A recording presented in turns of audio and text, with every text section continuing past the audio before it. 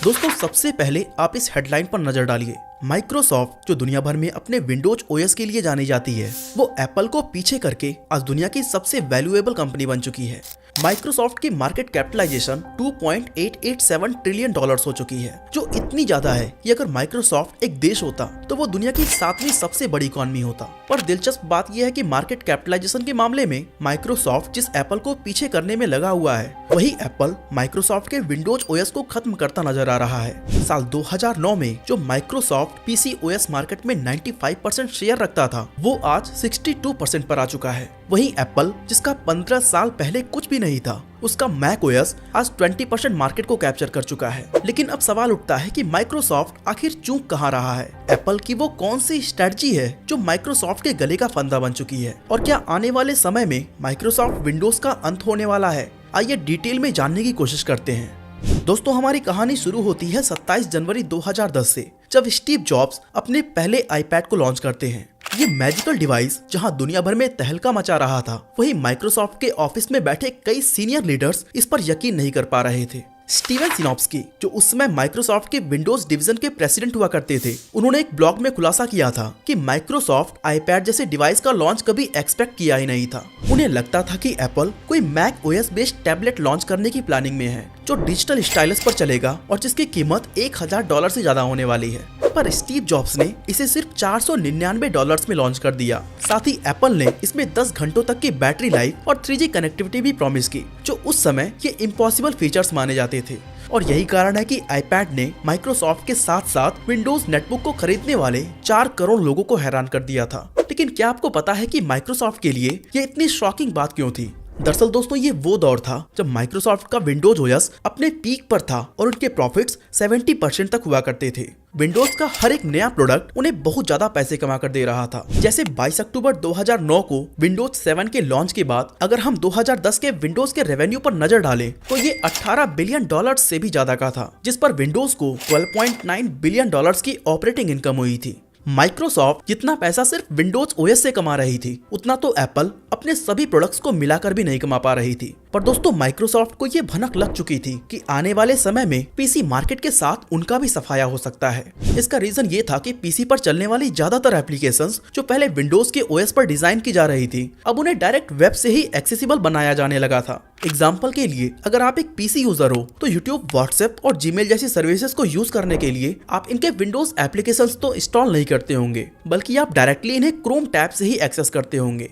दोस्तों यहीं से माइक्रोसॉफ्ट को फ्यूचर की चिंता सताने लगी थी और अब वो एप्पल की तरह कुछ नया और सरप्राइजिंग करना चाहते थे, जिससे कंपनी को एक जबरदस्त बूस्ट मिल जाए। यही सोचते हुए साल 2010 में माइक्रोसॉफ्ट स्मार्टफोन के मार्केट में एंटर करता है, पर विंडो ओएस पर बेस्ड उनके स्मार्टफोन्स किसी को भी पसंद नहीं आते और ये बुरी तरह फेल हो जाते हैं। वहीं दूसरी तरफ आईपैड के लॉन्च के बाद जहां टैबलेट मार्केट में कंपटीशन बढ़ता ही जा रहा था, वहीं माइक्रोसॉफ्ट अपने डिवाइस लॉन्च के फेल्ड आइडिया को साइडलाइन करके अपने कोर बिजनेस यानी कि ऑपरेटिंग सिस्टम पर फोकस करने का फैसला करता है। अब दोस्तों माइक्रोसॉफ्ट अपने विंडोज ओएस को टैबलेट के लिए डिजाइन करने में लग जाता है, पर यहाँ प्रॉब्लम ये थी कि टैबलेट्स में सारे कंट्रोल्स माउस और कीबोर्ड से नहीं बल्कि टच से किए जाते थे। एंड एकदम से अपनी स्ट्रेटजी में इतने बड़े चेंज के लिए माइक्रोसॉफ्ट बिल्कुल भी तैयार नहीं थी। नतीजा ये हुआ कि माइक्रोसॉफ्ट न तो टैबलेट में अपना टच ओएस सही से इंस्टॉल कर पाई, बल्कि विंडोज के नए वर्जन विंडो 8 में उन्होंने जो बदलाव किए उससे उनके एग्जिस्टिंग पीसी यूजर्स भी काफी नाराज हो गए। हालांकि माइक्रोसॉफ्ट और विंडोज के लिए ये सीरीज ऑफ फेलियर्स की शुरुआत बस थी और अभी तो गूगल भी उन्हें बड़ा झटका देने वाला था। दोस्तों कंपनीज का ग्रोथ और डाउनफॉल तो होता रहता है, लेकिन दुनिया में प्रॉब्लम के बावजूद कुछ इंडस्ट्री ग्रोइंग है। अनुमान लगाया जाता है कि 2026 तक data science industry 11.5 million job generate कर सकती है। ऐसे में अगर हम डेटा साइंस में अपने स्किल को डेवलप कर लें तो हम भी एक अच्छी खासी जॉब पा सकते हैं। ऑर्डिन स्कूल का लाइव और hands on data science boot camp एक 6 महीने का बूट कैंप है, जो आपको ना सिर्फ स्किल सीखने में मदद करेगा बल्कि एक वेल पेइंग जॉब भी दिलाएगा, क्योंकि इनके पास आज के टाइम में 500+ हायरिंग पार्टनर्स हैं। एग्जांपल दो तो ये है कृति गुप्ता, जो नॉन आईटी बैकग्राउंड से बिलोंग करती हैं। एक नॉन आईटी बैकग्राउंड से होते हुए भी ऑर्डिन स्कूल की मदद से ये अपने स्किल को इतना इम्प्रूव कर चुकी हैं कि आज ये स्किल सॉफ्ट कंपनी में as a business intelligence developer काम कर रही हैं। अभी की बात करें तो ऑडिन स्कूल के पास करंटली 545 जॉब ओपनिंग्स हैं। प्रोजेक्ट बेस्ड लर्निंग के साथ साथ मार्केट डिमांड के हिसाब से ये अपने करिकुलम को भी चेंज करते रहते हैं। आप यहाँ पर पाइथन, अज्योर और माईस्क्यूएल जैसे 20+ टूल्स को सीख सकते हैं। इनके अपकमिंग बैचेस 27 जनवरी और 24 फरवरी से स्टार्ट होने वाले हैं एंड अभी यहाँ अप टू 10,000 रुपीज तक का अर्ली बर्ड ऑफर भी चल रहा है, लेकिन केवल 100 सीट्स के लिए, और पेमेंट के लिए आपको EMI का ऑप्शन दिया जाता है। तो जल्दी जाएं और इस बूट कैंप के लिए अभी साइन अप करें। दोस्तों, साल 2009 में ही गूगल ने भी अपना क्रोम OS लॉन्च कर दिया, जो लाइट वेट होने के साथ साथ ज्यादा सिक्योर भी था।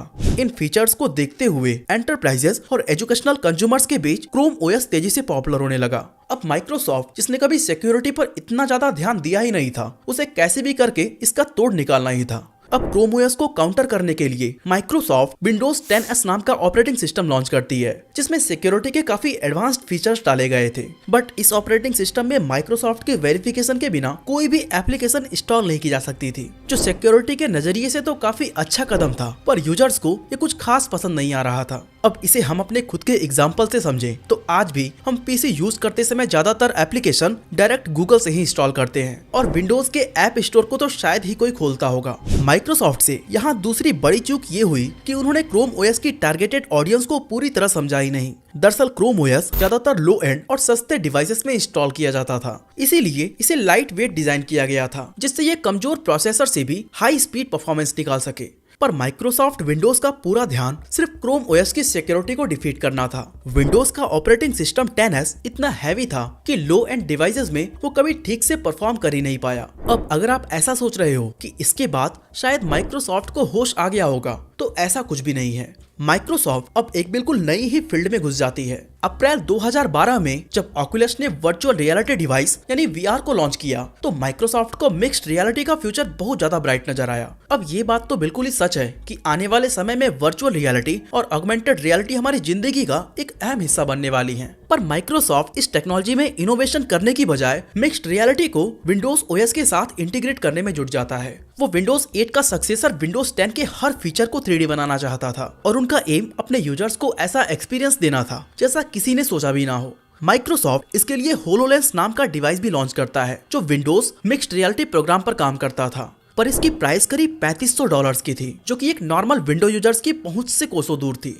विंडोज के इस नए फीचर को यूज करने वाले लोग बहुत कम थे, इसीलिए इस प्रोडक्ट में कोई भी इंटरेस्ट नहीं लेता है, और एक बार फिर से माइक्रोसॉफ्ट ज्यादा इनोवेशन के चक्कर में लोगों का यूजर एक्सपीरियंस खराब कर देता है, और अल्टीमेटली उन्हें धीरे धीरे करके इन सारे 3D फीचर्स को विंडो OS से रिमूव करना पड़ता है। दोस्तों, आज भी आपको अपने विंडोज PC में पेंट 3D बिल्डर और ऐसी ही कई एप्लीकेशंस देखने को मिल जाएंगी, जो माइक्रोसॉफ्ट के इसी फील्ड आइडिया का बाय प्रोडक्ट है। अब हर जगह फेल होने के बाद माइक्रोसॉफ्ट साल 2015 में गूगल क्रोम को टक्कर देने के लिए अपना एज ब्राउजर लॉन्च करती है, पर गूगल क्रोम के सामने इसका कोई कंपटीशन था ही नहीं। इवन आज की बात करें तो हम माइक्रोसॉफ्ट एज का यूज भी केवल गूगल क्रोम को इंस्टॉल करने के लिए ही करते हैं। आसान शब्दों में कहूँ तो माइक्रोसॉफ्ट पिछले एक दशक से विंडोज को ट्रांसफॉर्म करने में लगा हुआ है, पर इस सिलसिले में उनके हाथ सिर्फ फेलियर लगा। वहीं दूसरी ओर एप्पल और माइक्रोसॉफ्ट के दूसरे कॉम्पिटिटर्स ने ज्यादा रिवॉल्यूशनरी इनोवेशन ना करते हुए अपने बेसिक्स को स्ट्रॉन्ग करने पर ध्यान दिया, और कंप्यूटर चिप को पावरफुल बनाकर यूजर को बेटर एक्सपीरियंस देने पर फोकस रखा है। आईफोन और आईपैड्स इसके बहुत ही अच्छे एग्जांपल्स हैं। हालांकि यहाँ अच्छी बात यह है कि माइक्रोसॉफ्ट ने समय रहते अपनी गलती को रियलाइज किया, और अक्टूबर 2021 में लॉन्च हुए विंडोज 11 में कोई भी आलतू फालतू क्रिएटिविटी नहीं दिखाई। साथ ही उन्होंने विंडोज के इंटरफेस को ज्यादा क्लीन और फास्ट बनाने पर ध्यान दिया, जो कि एक नॉर्मल यूजर के एक्सपीरियंस को बेटर बना सके। फाइल एक्सप्लोरर में टैब्स का जोड़ना, सेटिंग्स ऐप को सिंप्लीफाई करना, स्निपिंग टूल में वीडियो रिकॉर्डिंग का फीचर और ऐसे ही कई बेसिक फीचर्स विंडो 11 में शामिल किए गए। लेकिन अब सवाल उठता है कि क्या विंडोज इससे अपने खोए हुए मार्केट शेयर को फिर से रीगेन कर पाएगा?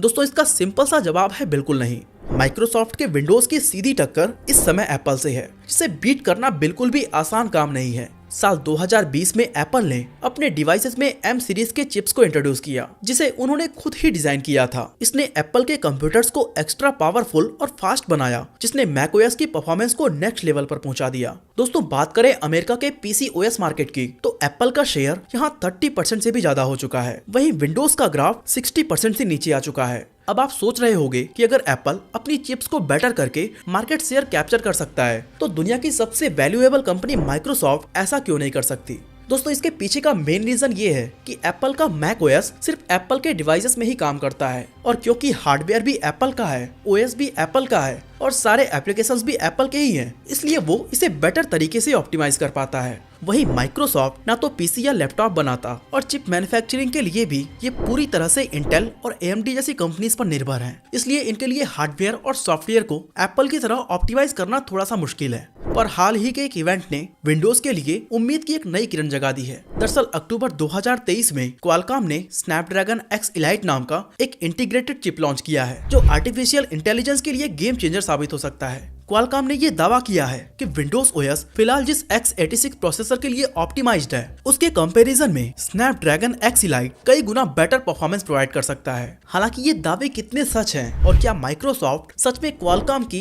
इन चिप्स को अपने ओएस के साथ इंटीग्रेट करने में इंटरेस्ट दिखाएगा, ये तो आने वाला वक्त ही बताने वाला है। पर जिस तरह से एप्पल पिछले एक दशक में अपना पूरा इकोसिस्टम तैयार कर चुका है और यूजर की हर जरूरत के हिसाब से डिवाइसेस को लॉन्च कर रहा है, इससे माइक्रोसॉफ्ट की वापसी बहुत ही कठिन होती जा रही है। हालांकि पिछले दिनों माइक्रोसॉफ्ट के पास एक ऐसी पावर आ चुकी है जिसका एडवांटेज लेकर वो एप्पल ही नहीं बल्कि गूगल और फेसबुक जैसे टेक जायंट्स को भी डिस्ट्रॉय कर सकती हैं। मैं बात कर रहा हूँ आर्टिफिशियल इंटेलिजेंस की, जिसकी सबसे पावरफुल कंपनी मानी जाने वाले ओपन एआई को माइक्रोसॉफ्ट ने मोटिंग फंडिंग भी दी हुई है। ओपन एआई वही कंपनी है जिसने चैट जीपीटी और डेल ई2 जैसे फेमस एआई टूल्स को डिजाइन किया है। साल 2019 में माइक्रोसॉफ्ट ने ओपन एआई को $1 बिलियन की फंडिंग दी थी, जिसके बाद से ओपन एआई के सिस्टम माइक्रोसॉफ्ट के Azure based super computing platform पर ही चल रहे हैं। 23 जनवरी 2023 को माइक्रोसॉफ्ट ने एक बार फिर से ओपन एआई को फंडिंग देने की अनाउंसमेंट की थी और इस बार ये अमाउंट $10 बिलियन का था। यही कारण है कि चैट जीपीटी के सुर्खियों में आते ही माइक्रोसॉफ्ट ने इसे अपने बिंज ब्राउजर के साथ इंटीग्रेट करने का ऐलान कर दिया, जिसने गूगल हेडक्वार्टर में तहलका मचा दिया। इसके बाद गूगल ने चैट जीपीटी को टक्कर देने के लिए बार्ड एआई को लॉन्च किया, पर फिलहाल तक वो चैट जीपीटी को पीछे करने में नाकाम रहे हैं।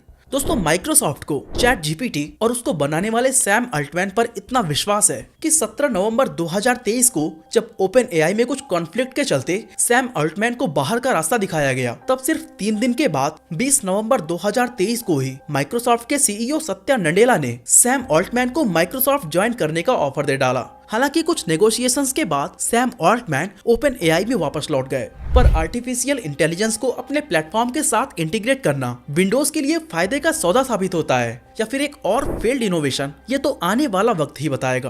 बाकी दोस्तों आप विंडोज और एप्पल के मैक ओएस में किसे पसंद करते हैं और क्यों, हमें कमेंट करके जरूर बताएं। बाकी इसी तरह अगर आप जानना चाहते हैं कि लोग एंड्रॉयड को बेचकर आईफोन क्यों ले रहे हैं, तो आई बटन पे क्लिक करके इस वीडियो को देख सकते हैं। बाकी आज के लिए बस इतना ही।